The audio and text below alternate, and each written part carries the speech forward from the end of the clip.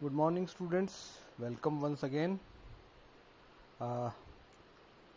MA final political science का जो paper हम पढ़ रहे हैं वो है भारत में लोक प्रशासन। और कल हमने एक टॉपिक शुरू किया था, वो था भारतीय प्रशासन का संवैधानिक परिवेश, और उसमें हमने भारतीय संविधान की मोटी मोटी विशेषताओं को समझा। आज हमें देखना है कि ये जो विशेषताएं हैं भारतीय संविधान की, वो हमारे प्रशासन को किस प्रकार प्रभावित करती हैं। मैंने कहा कि प्रशासन शून्य में काम नहीं करता, वो जिस वातावरण में, जिस परिवेश में काम करता है, उस परिवेश का उस पर प्रभाव पड़ता है।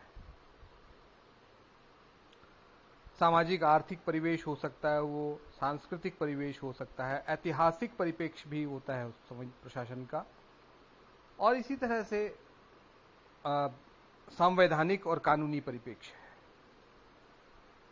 क्योंकि प्रशासन का काम ही होता है संविधान और कानून के अनुसार कार्य करना, या संविधान और कानून द्वारा निर्धारित उद्देश्यों को पूरा करना।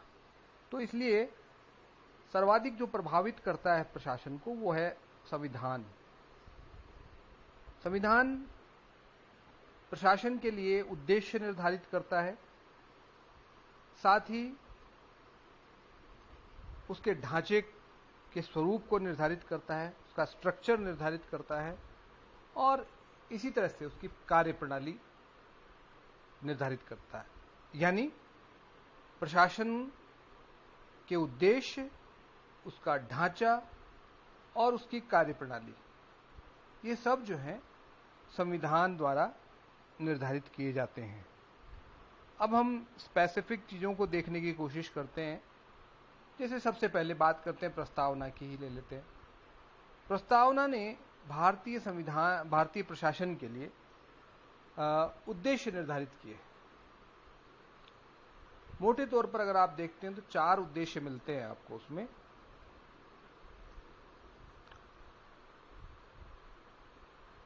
स्वतंत्रता, समानता, बंधुत्व और न्याय। बल्कि यूं कहें, सबसे पहले न्याय का जिक्र आता है वहां पर, फिर स्वतंत्रता का आता है, फिर समानता का, फिर बंधुत्व का। ये चारों उद्देश्य जो है ये प्रशासन के लिए निर्धारित किए हैं संविधान की प्रस्तावना ने।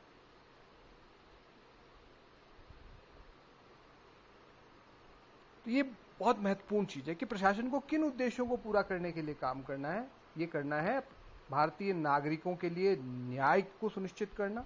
कौन सा न्याय? सामाजिक, आर्थिक और राजनीतिक न्याय। विचार, अभिव्यक्ति, प्रतिष्ठा और अवसर की समानता। विचार, अभिव्यक्ति, विश्वास, धर्म और उपासना की स्वतंत्रता। विचार, अभिव्यक्ति, विश्वास, धर्म और उपासना की स्वतंत्रता, इसके लिए काम करना है। प्रतिष्ठा और अवसर की समानता, और साथ में भारतीय नागरिकों के बीच बंधुता बढ़ाना। ये 4 मोटे मोटे उद्देश्य जो हैं, हमारी उद्देशिका या प्रस्तावना, अंग्रेजी में एक ही शब्द है इसके लिए, प्रियम्बल, उसके द्वारा निर्धारित किए गए हैं। यहां ध्यान देने की बात यह है कि संविधान की जो प्रस्तावना है वो संविधान का अंग नहीं है, विधिक रूप से अंग नहीं माना जाता संविधान। हालांकि न्यायालय के जो निर्णय हैं वो अलग अलग हैं इस मामले में, कुछ में इसको संविधान का अंग माना गया है, कुछ में नहीं भी माना गया है, लेकिन फिर भी मोटे तौर पर यही कहा जाता है कि प्रस्तावना जो है संविधान का उस तरह से अंग नहीं है जिस तरह से अनुच्छेद होते हैं, विभिन्न अनुच्छेद हैं प्रस्तावना संविधान के। लेकिन फिर भी ये एक मार्गदर्शक तो निश्चित रूप से है ही, मार्गदर्शन तो करती है ये प्रशासन का। जब भी कोई आशंका होती है, संशय होता है, तो प्रस्तावना जो है वो एक प्रकाश स्तंभ के रूप में मार्गदर्शन करती है संविधान निर्माताओं की इच्छाओं का, उनकी आकांक्षाओं का के रूप में वो रास्ता दिखाती है हमें, आज की पीढ़ी को, आज के प्रशासन को, आज के शासकों को, कि उन्हें क्या करना है। तो इस रूप में ये एक गाइडिंग फोर्स के रूप में काम करता है प्रशासन के लिए। इसी तरह से संविधान का भाग 4 ले लीजिए। भाग 4 भी प्रशासन के लिए उद्देश्य निर्धारित करता है।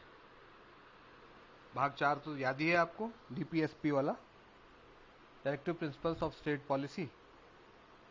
उसमें भी प्रशासन किन उद्देश्यों के लिए कार्य करेगा ये निर्धारित किया गया है। हालांकि ये सीधे सीधे निर्देश सरकार के लिए है। सरकार प्रशासन का जो है ऊपरी हिस्सा है। कार्यपालिका ही जो है प्रशासन का शीर्ष स्तर है, इसलिए वो कार्यपालिका के लिए निर्देश है और साथ में प्रशासन के लिए भी निर्देश है। हम सरकार को मोटे तौर पर 3 भागों में बांटते हैं, आप लोगों को ये तो पता ही है, व्यवस्थापिका, कार्यपालिका और न्यायपालिका। कार्यपालिका का विस्तार ही प्रशासनिक ढांचा है। तो जो निर्देश दिए गए हैं भाग 4 में डीपीएसपी के रूप में, वो प्रशासन के लिए मार्गदर्शक हैं। ये बताते हैं कि प्रशासन को क्या करना है। जैसा आपको पता है, अनुच्छेद 36 में स्पष्ट किया गया है कि हालांकि ये बाध्यकारी नहीं है सरकार के लिए, लेकिन फिर भी ये सरकार के लिए मार्गदर्शक अवश्य होते हैं, नीति निर्देशक सिद्धांत, और सरकार को ये बताते हैं कि उसे किस दिशा में आगे बढ़ना है। तो ये प्रशासन के लिए भी एक तरह से सिद्धांत उद्देश्यों के रूप में कार्य करते हैं। दूसरी बात, संविधान में विभिन्न अनुच्छेदों में प्रशासनिक ढांचे के निरूपण संबंधी प्रावधान किए गए हैं। जैसे कि आपको पता है कि हमारा संविधान एक संघात्मक संविधान है, संघात्मक राज्य है भारत एक। तो इसमें केंद्र और राज्यों पर दोहरी सरकार का प्रावधान है। प्रशासन के दोहरे दो स्तर बताए गए हैं। भाग 5 जो है वो संघीय स्तर का ब्यौरा देता है और भाग 6 जो है वो राज्य स्तरीय प्रशासन का भी ब्यौरा देता है। हालांकि उसमें विधायिका और न्यायपालिका का भी उल्लेख किया गया है, लेकिन हम यहाँ पर प्रशासन की बात करेंगे। और उसके विभिन्न जो पदाधिकारी हैं उनका विवरण दिया गया है। विशेषकर उच्च कार्यपालिका जो है, राजनीतिक कार्यपालिका है, उसका विवरण यहाँ पर देखने को मिलता है, जिसमें केंद्रीय स्तर पर राष्ट्रपति हैं, उपराष्ट्रपति हैं, प्रधानमंत्री और उनका मंत्रिमंडल है, और नियंत्रक एवं महालेखा परीक्षक है और एक महान्यायवादी। इन सब अधिकारियों का विवरण यहाँ पर देखने को मिलता है। इसी तरह राज्य स्तर पर जो है राज्यपाल का विवरण होता है, मंत्री परिषद और मुख्यमंत्री का है। इन सब डिटेल्स वहाँ पर हमें दी गई है। इसके अलावा संविधान में पहले नीति निर्देशक सिद्धांतों में शामिल किया गया था पंचायतों के बारे में। अब उसको जो है 73वें और 74वें संविधान संशोधन के द्वारा जो है अब इसको इम्प्लीमेंट कर दिया गया है। ये भारतीय संघ का तीसरा स्तर के रूप में उसको संवैधानिक दर्जा दे दिया गया है। तो उसका उल्लेख भी संविधान में मिलता है हमें, उससे संबंधित जो प्रशासनिक ढांचा है। इसके अलावा एक महत्वपूर्ण बात यह भी है कि संविधान ने जो है भारत में संसदीय शासन प्रणाली की स्थापना की है। इसका अभिप्राय यह है कि, और साथ में जो प्रस्तावना है वो उसमें स्पष्ट किया गया है लोक संप्रभुता के सिद्धांत को, जैसे मैंने पहले भी जिक्र किया था। We the people of India की जो शब्दावली है वो इस बात को दर्शाती है कि जनता में शक्ति निहित है। तो संसदीय प्रणाली का मतलब यह है कि संसद के माध्यम से जो प्रशासन है, लोक प्रशासन है, वो जनता के प्रति उत्तरदायित्व का निर्वाह करता है। प्रशासन जो है वो राजनीतिक कार्यपालिका के प्रति उत्तरदायी है, राजनीतिक कार्यपालिका व्यवस्थापिका के प्रति उत्तरदायी है और व्यवस्थापिका जनता के प्रति उत्तरदायी है। इस प्रकार से ये उत्तरदायित्व का निर्वाह हमारे यहाँ होता है, ये संविधान में स्पष्ट कर दिया गया है। इसके अलावा भारत में प्रशासन में भर्ती अर्थात लोक सेवकों की भर्ती के लिए योग्यता के सिद्धांत को अपनाया गया है और उसके लिए भर्ती के लिए एक निर्धारित ढांचे का प्रावधान किया गया, जिसको हम संघ लोक सेवा आयोग और राज्य स्तरीय लोक सेवा आयोगों के रूप में देखते हैं। साथ ही संसदीय प्रणाली के अंतर्गत भारत का प्रशासन काम करता है। इस इसके आधार पर एक बात और निहित संविधान अलग है, निकल करके आती है, वो है प्रशासन की राजनीतिक तटस्थता। कि जो हमारा जो प्रशासन है वो तटस्थ भाव से काम करता है, या उससे ऐसी अपेक्षा की जाती है कि वो तटस्थ रह करके कार्य करे। सरकारें बदलती रहती हैं, लेकिन प्रशासन अपने स्थान पर तटस्थता पूर्वक जो भी सरकार पद पर रहे उसके प्रति समर्पित होकर के, यानी संविधान के प्रति समर्पित होकर के कार्य करे। किसी दल विशेष के प्रति उसका समर्पण नहीं हो, ये भी संविधान में हमारे निहित है। इसके अलावा जो है प्रशासन और न्यायपालिका के पृथक्करण पर भी बल दिया गया है संविधान में।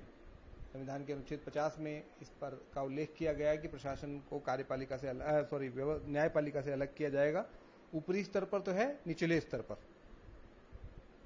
यानी जिला स्तर पर कार्यपालिका शक्तियों को न्यायपालिका की शक्तियों से अलग किया जाएगा, इस पर बल दिया गया है। इसी तरह प्रशासन अपनी शक्तियों का दुरुपयोग न करे, इसको सुनिश्चित करने के लिए न्यायिक नियंत्रण के अधीन रखा गया है। जैसे व्यवस्थापिका भी न्यायपालिका के नियंत्रण में है, संविधान के खिलाफ न जाए व्यवस्थापिका, इसलिए न्यायपालिका को अधिकार है कि वो न्यायिक पुनरीक्षण कर सकता है। इसी प्रकार प्रशासन के कार्यों के और आदेशों का भी जो है न्यायिक पुनरीक्षण हो सकता है, ये संविधान में स्पष्ट कर दिया गया है। यानी इस प्रकार से प्रशासन के ढांचे के संबंध में, उसकी संरचना के संबंध में बहुत सारी बातें यहां संविधान में तय कर दी गई। तीसरी बात जो संविधान को देखने से पता चलती है वो है राष्ट्रीय एकता पर आधारित प्रशासनिक ढांचे का प्रावधान किया गया है हमारे यहाँ। देखिए, हमारे यहाँ संघवाद है, लेकिन वो संघवाद कैसा है? संघ की तरफ झुका हुआ, एकात्मकता की तरफ झुका हुआ। बहुत सारे प्रावधान ऐसे हैं जो संघवाद के होते हुए भी भारत को एकात्मक लक्षणों वाला संघ कहा जा सकता है। जैसे एकल नागरिकता है हमारे यहाँ, एक विधान है सब पूरे देश के लिए, राज्यों का अपना अलग संविधान नहीं है। अब पहले जम्मू कश्मीर का हुआ करता था, वो अतीत की बात हो गई है 5 अगस्त 2019 के बाद। और ऐसे ही एक झंडा है हमारे यहाँ सबका, एकात्मकता पर बल दिया गया है।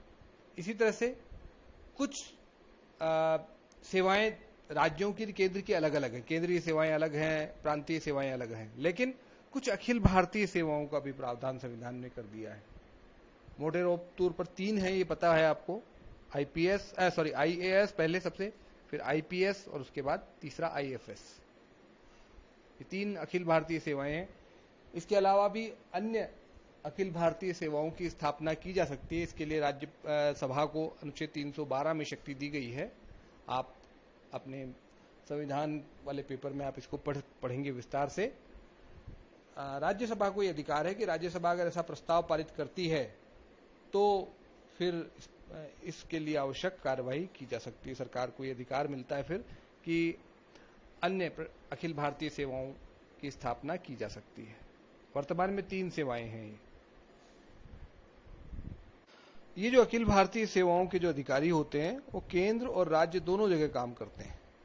जब इनकी भर्ती होती है संघ लोक सेवा आयोग द्वारा, तो उन्हें एक कैडर अलॉट किया जाता है, यानी अलग अलग राज्यों के लिए इनकी भर्ती होती है, हम कह सकते हैं, इस तरह से कह सकते हैं। तो वो सामान्यतः कुछ वर्षों तक उस कैडर में काम करते हैं, उसके बाद प्रतिनियुक्ति पर केंद्र में चले जाते हैं, केंद्र से राज्यों में आ जाते हैं वापस। इस प्रकार से ये प्रक्रिया चलती रहती है। यानी वो जो अधिकारी हैं वो केंद्र में भी काम करते हैं कुछ समय के लिए, कुछ समय तक राज्यों में काम करते हैं। उनकी जो सेवा शर्तें और अनुशासनात्मक कार्रवाई से संबंधित प्रावधान है वो केंद्र के हाथों में रहते हैं। वेतन आदि जब राज्य में काम करते हैं राज्य की सरकार द्वारा उनका वहन किया जाता है। तो ये एक तरह से एकात्मक प्रशासनिक ढांचे पर आधारित व्यवस्थाएं हैं। अगला महत्वपूर्ण बिंदु यह है कि संघ और राज्यों के बीच प्रशासनिक संबंध किस प्रकार के होंगे, ये भी संविधान में स्पष्ट रूप से निर्देशित किया गया है। अनुच्छेद 256, 257 को इस संदर्भ में हम देख सकते हैं। अनुच्छेद 256 जो है वो ये कहता है कि राज्य की कार्यपालिका शक्ति का प्रयोग इस प्रकार से किया जाएगा कि संघ द्वारा बनाए गए कानूनों के क्रियान्वयन में कोई बाधा न हो। अनुच्छेद 257 में ये कहा गया है कि केंद्र सरकार जो है राज्य सरकारों को आवश्यक निर्देश दे सकती हैं जिनका पालन करना उनके लिए आवश्यक होगा।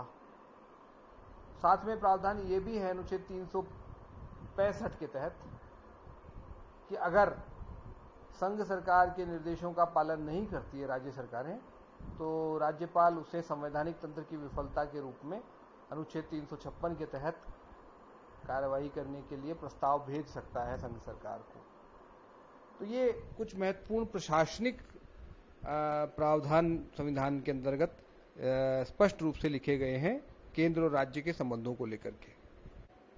नेक्स्ट महत्वपूर्ण मुद्दा है भाषा का। प्रशासन की भाषा क्या होगी? तो संविधान में इसके लिए भी स्पष्ट प्रावधान किए गए हैं। भाग 17 में भाषा के संबंधी प्रावधान है, जिसमें आपको पता ही है कि संघ की राजभाषा हिंदी रखी गई है और साथ में अंग्रेजी का प्रयोग भी पहले 1965 तक किया गया था, लेकिन अब वो अनिश्चित काल के लिए हो गया है।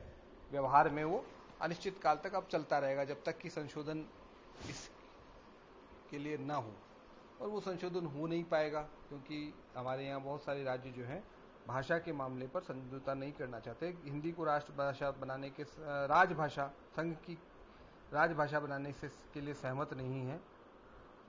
इसके अतिरिक्त संविधान की 8वीं अनुसूची में कुल 22 भाषाओं को सम्मिलित किया गया है, जो जिनमें से अलग अलग राज्यों की राजभाषाओं के रूप में जिन्हें स्वीकार किया गया है। तो ये भाषा संबंधी प्रावधान भी संविधान में कर दिए गए हैं, यानी प्रशासन की भाषा क्या होगी, प्रशासन किस भाषा में काम करेगा, ये भी बता दिया गया है।